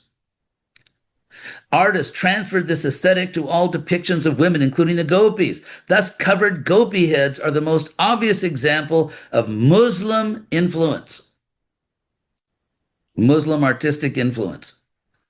So, Mughal painting introduced, and think of even deities, almond-shaped eyes. The 6 Goswamis, some of them had little deities with almond-shaped eyes. That comes from Mughal painting. Aquiline noses, Rajasthani art with the kind of those, sharp angled noses. That comes from Mughal painting. Persianate profile shading, refined elongate female silhouette. There's a lot of technical details. So anyway, architecture I've already gone over. Many features: cusped arches, scalloped windows, Persian chhatri units, Mughal gardens, Indo-Persian palace architecture. These have nothing to do with Puranic India, but reflect the world the painters lived in. And anyway, I mean, there's a lot more about the way the gopis are depicted, wearing all kinds of Muslim-influenced clothes and pictures of the gopis. So I'll try to move on here quickly. So the Rajasthani adoption of Indo-Persian modesty norms. Persian paintings depict feminine decorum, not part of ancient Indian femininity, has no textual basis in the Puranas. So, I've covered all these things, dress and architecture. Okay, now here's another big deal. I believe that Bhakti Vikasa Swami, my dear godbrother, who despite all my points, he is my godbrother, he actually said something like Itihā is authoritative. Now, the word Itihā is just a derivative word from Itihā. Iti in Sanskrit is thus, and ha is it was, like thus in the past. And it is not the same, it does not have the same meaning as itihasa, which just means history in Sanskrit. This is a different word, same, half of it is the same root, but it doesn't have the same meaning. This is Itihā, in other words, from Itihā, from tradition. That's how you say tradition. And Bhakti Vikasa Swami is actually saying that tradition is authoritative. You have to follow tradition. His whole thing is that tradition is authoritative, except it's not. So I'm going to give you some information here. Don't kill the messenger. Probably confirming all the worst fears of some extremely conservative devotees about my, sort of inexorable slide into degradation. But anyway, so here's some points about Itihā. In all major Vedanta traditions, Gaudiya Vaishnava, Sri Ramanuja, Madhva, Nimbark, and Vallabha, in all the important Vaishnava traditions, Itihā tradition, historical memory, custom, is decisively subordinate to Śāstra. In Indian epistemology, Itihā means a report handed down by tradition, something people say, a collective memory or custom, like a historical custom. It is not itihasa. It is not epic. It's not sacred history. Classical Nyaya, that's the system of logic in India, which, by the way, all the Vaishnava Vedantas followed. This is, the school of logic, which, by the way, is theist. It's not atheist. It's not like Western logic. And all the great acharyas, they just take it. That's the standard. You have to quote it if you're trying to make a logical point.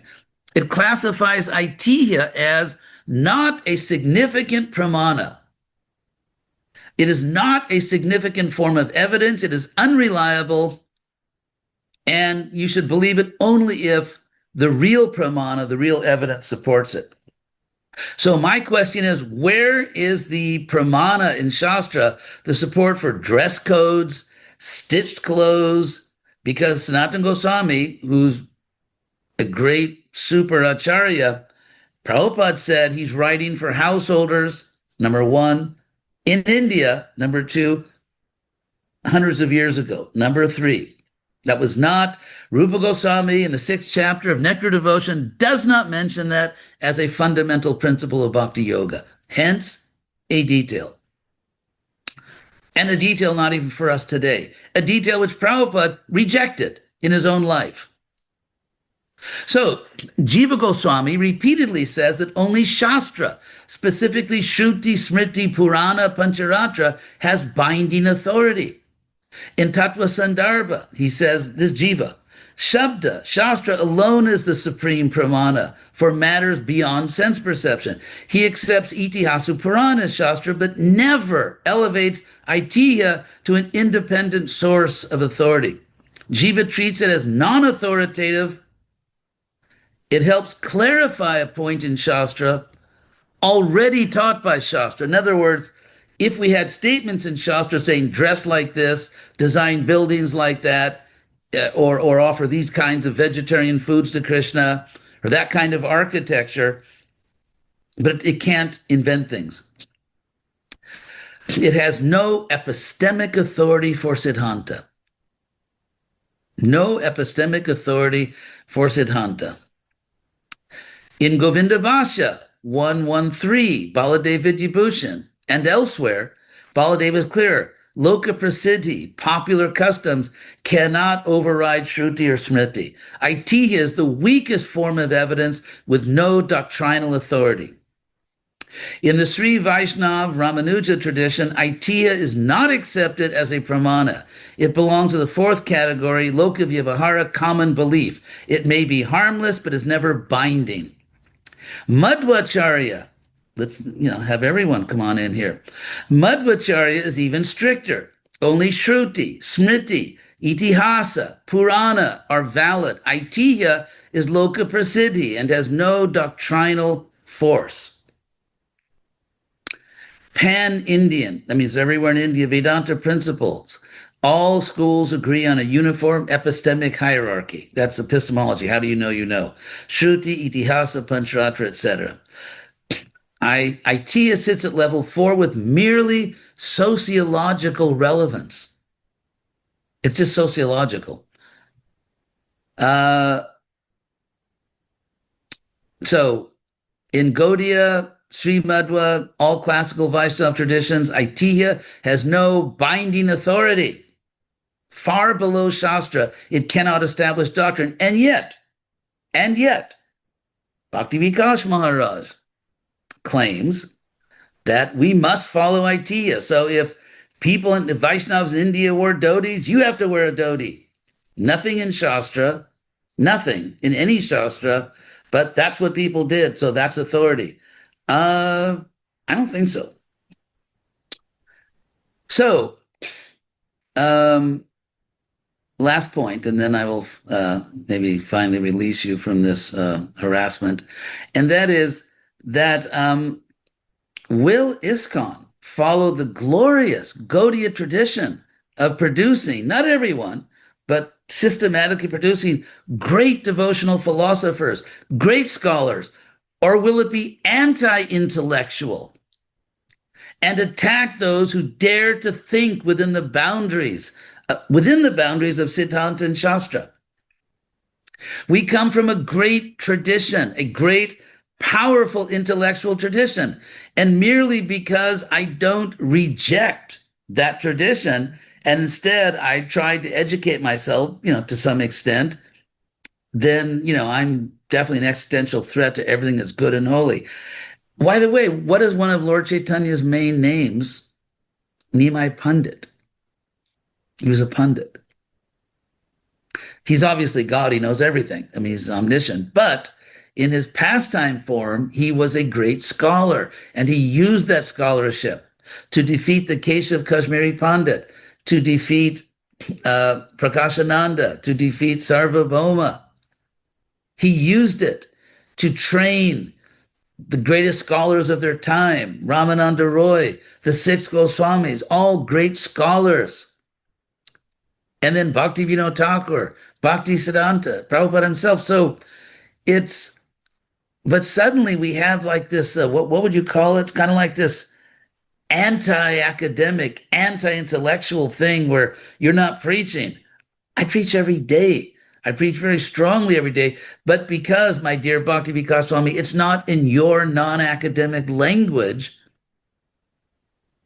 therefore it must be traitorous. It must be a betrayal of everything because I'm following Prabhupada strictly and preaching to a certain class of educated people in the language of those people, making the points that atheism is nonsense, proving that it's just philosophically nonsense, that we can show logically that atheism can never be proved logically.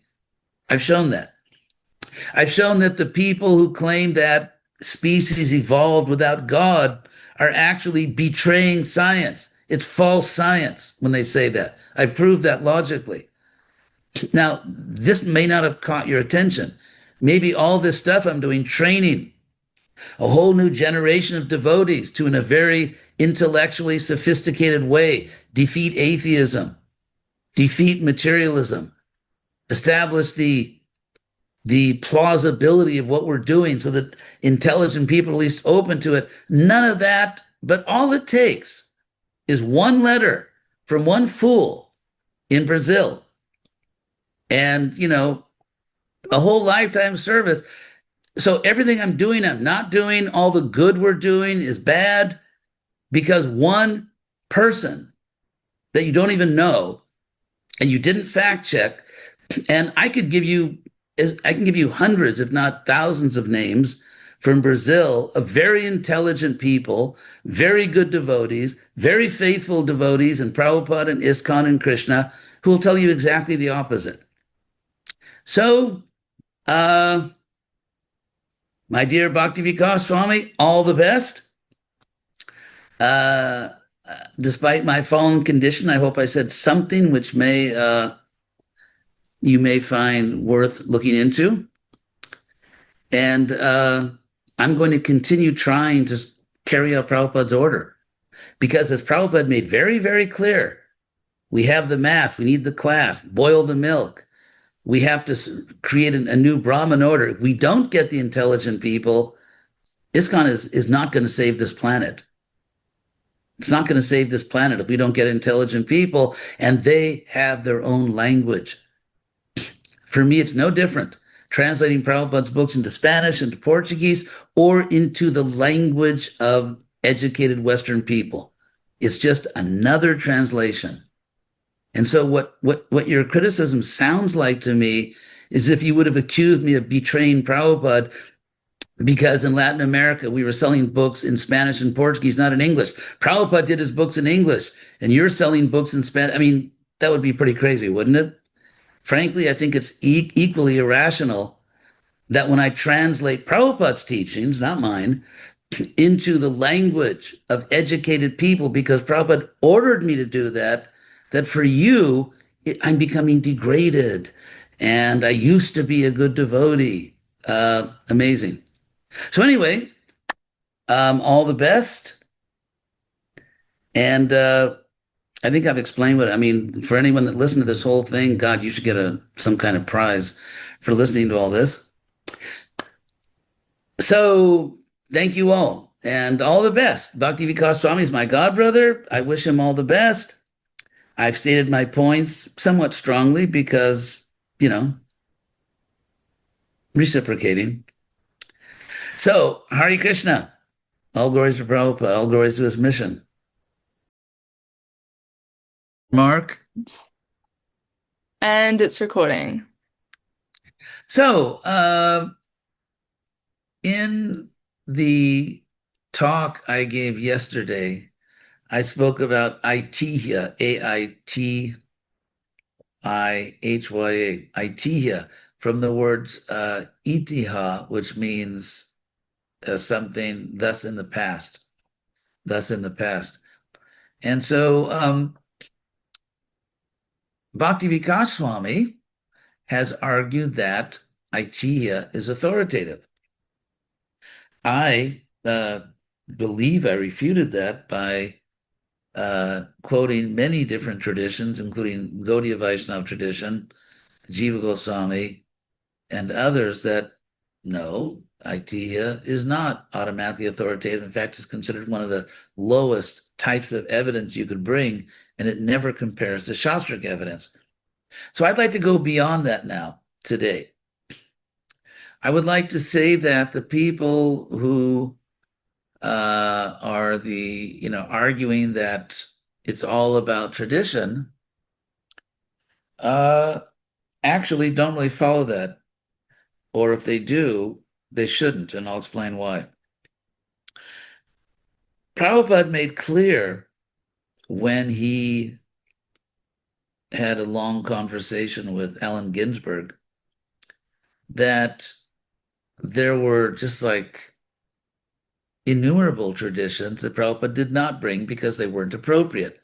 So if you give the blanket statement that we follow tradition, which, because in fact, the people who consider themselves the masters of tradition, especially Dharma Shastras, the Shastras that talk about laws and rules and what you can do and what you can't do, and who belongs to what caste and who can initiate and so on, those are called Dharma Shastras, or the law books. And because those Dharma Shastras are not Shruti, they're Smriti, therefore, people who take these rule books as more important than bhakti, actually, are called Smārtas, from the word Smriti. And so if you go back well over 1,000 years, if you go back to the earliest acharyas we could say in the modern time, which would be, of course, Ramanuja and then Madhva and eventually Lord Chaitanya, their opponents, their enemies who were trying to stop them and ruin them were the Smārtas. And so the point I want to make here, and I'm going to give a bunch of evidence, historical evidence, is that there are some people in the Hare Krishna movement who, rather than represent Prabhupada on certain issues, such as qualification to be a Brahmin or a guru, instead of representing Prabhupada, they are actually fighting for the Smārtas, the traditional enemies of the Vaiṣṇavas, and especially the enemies of the Gaudiya Vaishnavas. And so it's, to say the least, quite ironic that people claiming to be ISKCON gurus or claiming to be leaders in ISKCON are actually fighting for the traditional enemies of the Gaudiya Vaishnavas, because they take body type as more important than bhakti, than devotion to Krishna, qualification, knowledge of Śāstra, all those things, your purity, how much you know Śāstra, how much devotion you have, all that is less important than the kind of body you have. If that sounds crazy to you, I think you understand. So let's go over some historical evidence. And so I've made the point, Itihā, probably 90% of Itihā or more, we don't follow because it's karma kanda, it's generally mundane, it's very much, or often very much, in the bodily concept of life. That's what Itihā is. So if we have a line of acharyas who are revolutionary, who are breaking barriers so that everyone can have love of Krishna, is that Itihā? So let's go over this. So as I said, the mainstream Brahmana caste-conscious orthodoxy is grounded in Smriti. Therefore, they're called Smārtas, Mimamsa, which is just sort of the science of ritual as opposed to bhakti, and strict Varna Jati norms, like what Varna you're born in. And of course, they Their authority structure comes not from the main Shastras, but from less important Shastras. So they have a strong insistence on birth-based ritual entitlement. In other words, were you born in a male body or a female body? And as I said, of course, if you're born in a Western body and you grew up, let's say, non-vegetarian especially, or just a Western body, you're out of the game. You're not qualified. So it's interesting, some of these, by Smārta standards, unqualified people are trying to disqualify other people based on their bodies, but not themselves. They are qualified despite their bodily disqualification, but they want to, on bodily grounds, disqualify other people, like women. So Bhakti had obviously roots in the Puranas and the Mahabharata, in other Vedic literature, even Upanishads. But it became powerful from the 6th to 9th century of this era in South India. You had the Alvars, Tamil devotional saints, often from non-Brahmana backgrounds. So right there, they're not going to follow the Smārta regulations. Ramanuja, theologically rigorous, the great Vedantist, with the universalist doctrine of Sharanagati. And so we're going to talk more about the universalism of Ramanuja. Keep in mind that when Ramanuja's wife refused to allow his guru, who was not born in a Brahmin family, to eat with the family, Ramanuja was so unhappy with that he left his wife. He took sannyas. In other words, he considered his wife's discrimination based on the body to be absolutely unacceptable. So anyway, he promoted temple access and spiritual equality. The Bhakti saints and their followers challenged restrictions on salvation and ritual access, which includes deity worship, cooking for the deities, attending to the deities. That's what's meant by ritual access. The Smārta orthodoxy, who have some representatives apparently among us, resisted the admission of non-Brahmins to priestly functions, such as puja and certain ritual spaces. And then, there's some names here of who these Smārtas were. On the Vaiṣṇava side, you have Ramanuja and other people you may not have heard of. So Ramanuja famously sought temple reforms at Srirangam and Tirupati, two of the most important Vaishnava temples on the planet, and that provoked a lot of Smārta resistance and occasional persecution, just like we saw in ISKCON, when the GBC in good faith tries to follow Prabhupada and let women who are qualified have full access to spiritual service. There's Smārta resistance from within ISKCON, interestingly. There's not much to say about Madhva. He apparently was not so involved in this, although he did have some tension with Smārta Advaitins. I mean, ironically, the Advaitins who say it's all one, and we're not ultimately people, they somehow got really into these Smārta regulations, which kind of hypocritical, isn't it? And Madhva opposed them. So now let's get into North India, where we get the more relevant stuff. Lord Chaitanya, Vallabha, Surdas, Mirabai, Kabir, Namadev, and others. Their message is that bhakti is accessible to everyone, regardless of caste or learning. They had many disciples from lower classes, artisans, weavers, tribals, and other lower class communities. How did the Smārtas react to this? So the urban Brahmana guilds and temple authorities often rejected non-Brahmin participants in ritual. They said their chanting of the mantra was illicit. They rejected non-Sanskrit practices like Chaitanya Charitamrita. They accused the Vaiṣṇavas of being anti-Vedic, unauthorized worship, mixing of castes. And in many regions, such as Varanasi, Mathura, Nathdwar, Rajasthan, Maharashtra, the Smārta councils tried to stop the bhakti groups because they were giving equal access to everyone. So then now we have Gaudiya Vaishnavas. And what my research shows is, quote, this is the most explicit and documented conflict between Smārtas and Vaishnavas.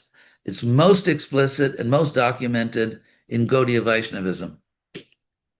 So issues of contention, Diksha.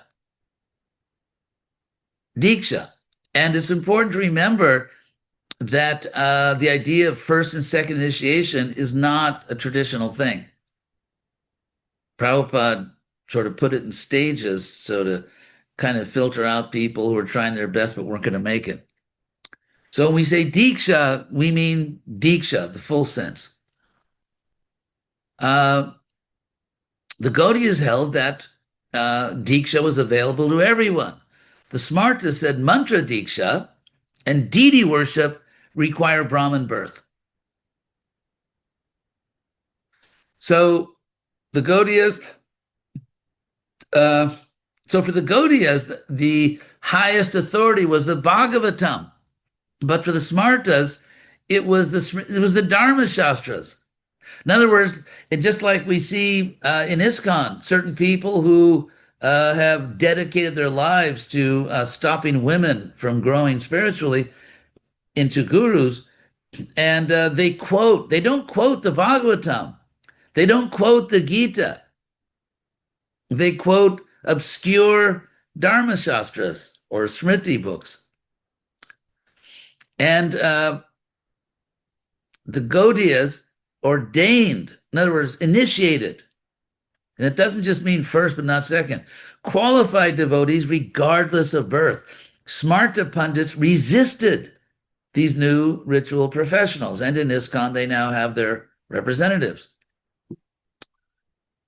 So Lord Chaitanya initiated non-Brahmanas like Haridas Thakur, Jiva Goswami, Baladev Vidyabhushan, famously wrote Govinda-pakṣa to defend Gaudiya legitimacy in Jaipur against, who else? Smārta objections. And in fact, in Jaipur, the Smārta Ramanandi scholars accused the Gaudiya Vaishnavas of being deviant, socially deviant, because they accepted initiated people and gave them the right to puja and so on to people from all social classes. And in Baladev's Govinda-pakṣa, he also attacks these Smārtas. So, let's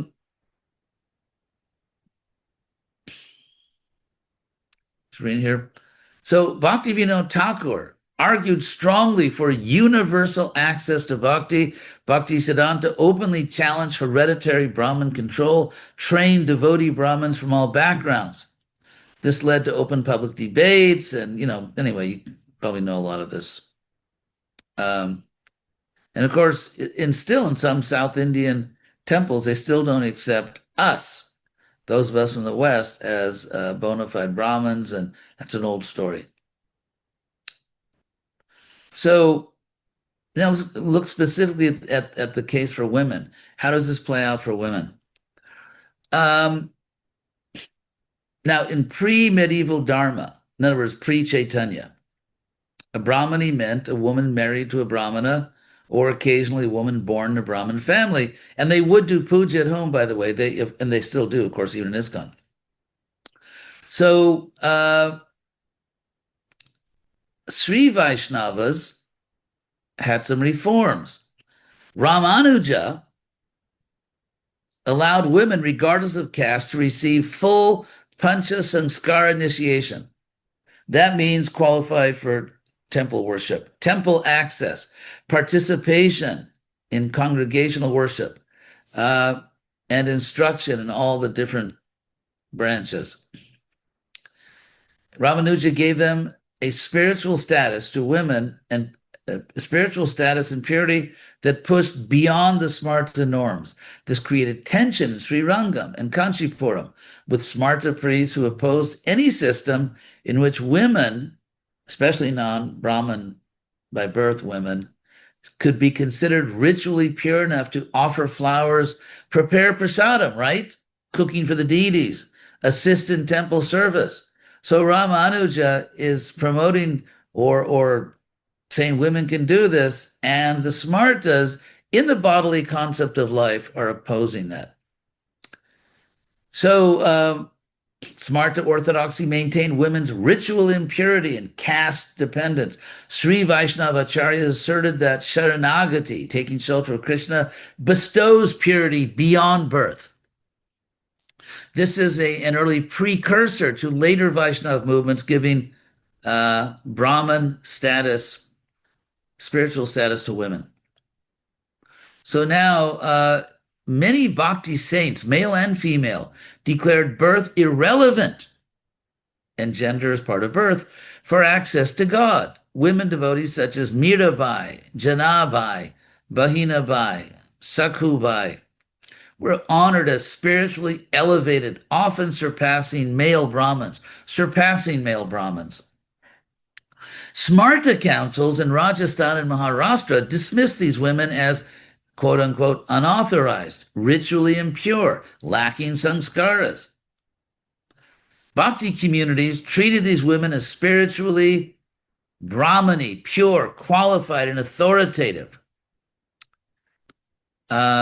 Then let's go to the Gaudiya Vaishnavas. Sri Chaitanya initiated women, Shudras, Muslims, like Haridas Thakur, and outcast backgrounds. Was Haridas Thakur not qualified to worship deities? And yet he was born a Muslim. Women disciples such as Sita Thakurani, Damayanti, Narayani, Janavamata, the wife of Lord Nityananda, were regarded as fully pure and spiritually elevated. Perhaps the first woman in Gaudiya history to receive full guru status, accepted as spiritual authority by men, initiating followers, presiding over festivals and issuing instructions to communities.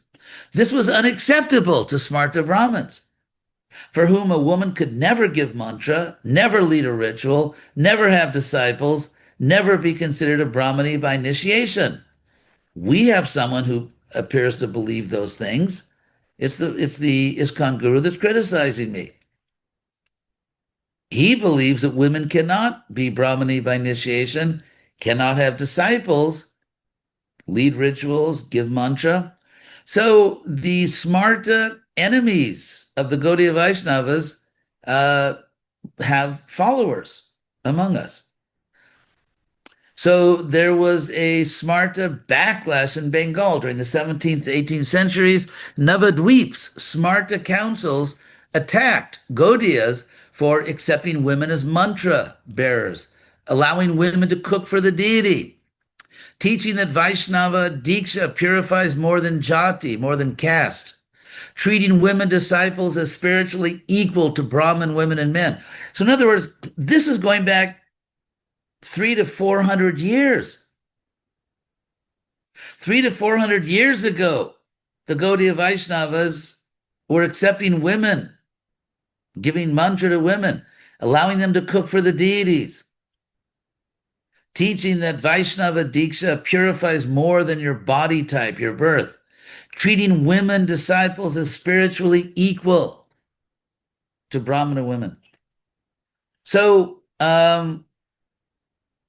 again, in the famous theological battle in Jaipur, the Vaishnavas insisted that Vaiṣṇava Diksha grants spiritual purity superior to the body type. Men and women of any birth, after proper training, can attain ritual purity and serve the deity. So this is like, we're talking about 300 years ago. And some people, even in ISKCON, didn't get the memo. This is 300 years ago. And the Smārta priests rejected this categorically. Baladev Vidyabhushan's victory legitimized Gaudiya practice, but Smārta pundits never accepted the theological principle. So we have people in ISKCON, leaders, who want to go back pre-Baladev Vidyabhushan. In other words, they want to take us back over 300 years before Baladev Vidyabhushan. So Bhaktivinoda Thakur strongly argued that Vaishnavi women, even of non-Brahmin birth, are Shuddha, pure by bhakti. So what would be the reason not to give second initiation to someone who's pure? Oh, because of their birth type. So a Vaishnavi's devotional status goes beyond hereditary caste. Bhakti Siddhanta Saraswati, as one scholar puts it, this is the decisive moment. He insisted Diksha creates a spiritual Brahmana, regardless of birth or gender. Women disciples, Vaishnavis, are spiritually equal in purity to Brahmanis of birth. They may offer bhoga, perform kirtan on public platforms, which Prabhupada did. Everyone knows he had Jamuna execute the Yuga Dharma before thousands of people. Preach and instruct men. And we have women gurus instructing men in the Vedas. Women such as Maitri and Gargi taught kings. They debated theology with some of the speakers of the Vedas. But I guess that's not good enough for some of our dear devotees in ISKCON. It's not enough that in the Vedas, women are debating the greatest sages of the time and having kings sit at their feet, but they're not qualified to get second initiation. Really? So Bhakti Siddhanta gave sacred Brahmin threads to women indirectly through full Vaishnava initiation, not through the physical. Prabhupada also didn't give the thread, the actual thread.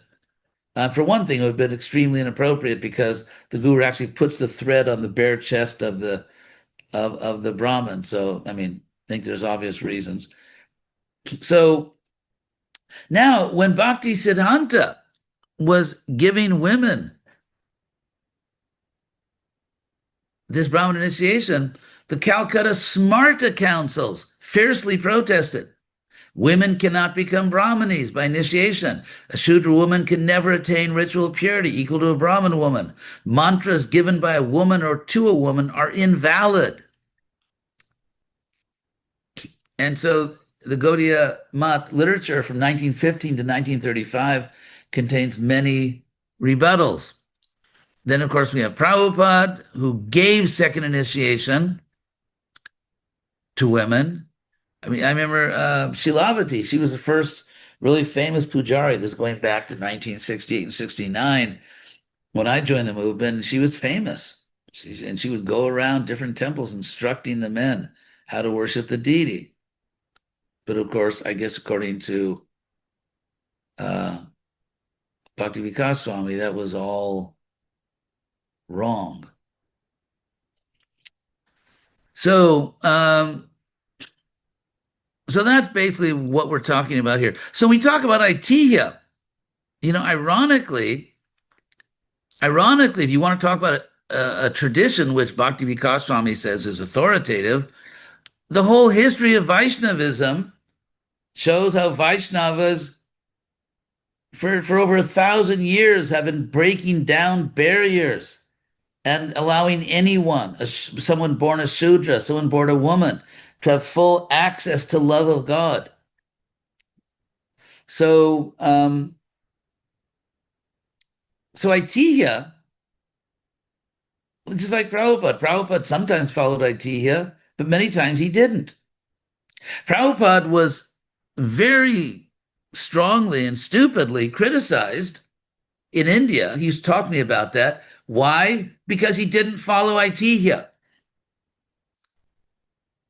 Because he didn't simply follow tradition. Prabhupada was willing to be slandered and insulted and criticized, but he was determined that he would give love of God, and opportunity, full opportunity, including second initiation, deity worship to everyone, regardless of birth. So when you get a great acharya like Prabhupada who's actually free of the bodily concept of life, you get this great opportunity.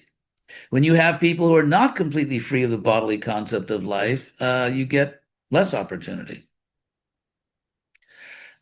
As if allowing qualified women to worship the deity or initiate would like destroy society. I've often made this point, actually. Those people who insist that women can't be gurus, they should be the ones supporting the idea that let women be gurus, because all it takes is to make a few women gurus and then they really fall down, crash and burn. See, we told you so. If they really believed that women are unqualified, they would want ISKCON to approve women gurus on a trial basis so they could prove their point. The reason they don't allow it is because at some level they must know that if ISKCON does accept women gurus, it will prove the opposite point. So as they say, put up or take a mona vrata. If you really think women can't be gurus, you should be the one saying, yeah, I'll prove my point. I'll prove my point by withdrawing my objections, letting women become gurus. And then when they all crash and burn, it turns out they're all like unqualified just because they have these bodies, then, debate's over. So why don't you do that? Ironically, it's those of us who support women being gurus who are willing to submit it to an empirical test. And the people who oppose women gurus in ISKCON are not willing. They don't have the courage to actually test their theory. And if the idea is, let's say ISKCON approved 4 or 5 women gurus or 3 or whatever. And let's say they didn't do well. That's going to destroy the whole movement. There's only 2 possibilities. Either they do well and prove our point, those of us who think that way, or they all do terribly and then it proves their point. So in this debate, only one side is willing to put their theory on the line. Only one side is willing to test, to stand behind their convictions and take a chance on what they're saying. And it's very suspicious because the people who say women in ISKCON can't be gurus are afraid to test their theory. They're afraid to actually test their idea. As if, there's 100 male gurus in ISKCON, whatever the number is. So if you made 2 or 3 women and they didn't do well, that would destroy ISKCON. Really? Really? I don't get the sociology there. And maybe you have some kind of theory of how 2 women gurus or 3 women gurus being approved and not doing well would destroy everything. No, it would be a huge win, a victory for the ultra conservatives. So it's anyway. So the whole history of Gaudiya Vaishnavas, the whole history of Vaishnavism, going back to Ramanuja, and all the way through, the Vaishnavas are the one that are fighting against these Smārta regulations, the ones that are sometimes quoted by the Prabhupada's faithful followers who don't want women to have this opportunity. So anyway, that's what I wanted to say. Our duty is to follow Prabhupada, not to think that we're better than him. So that Prabhupada let women be second initiated, but to think that, no, I'm going to, that's not what Prabhupada really wanted. Does Prabhupada say somewhere that actually women in ISKCON should never be given second initiation? I did it just to kind of, an emergency, but ultimately we should stop women from receiving second initiation. Do we have a quote like that? Anyway, so thank you very much. I hope this was helpful in some way. And may the force of Krishna be with you. Hare Krishna.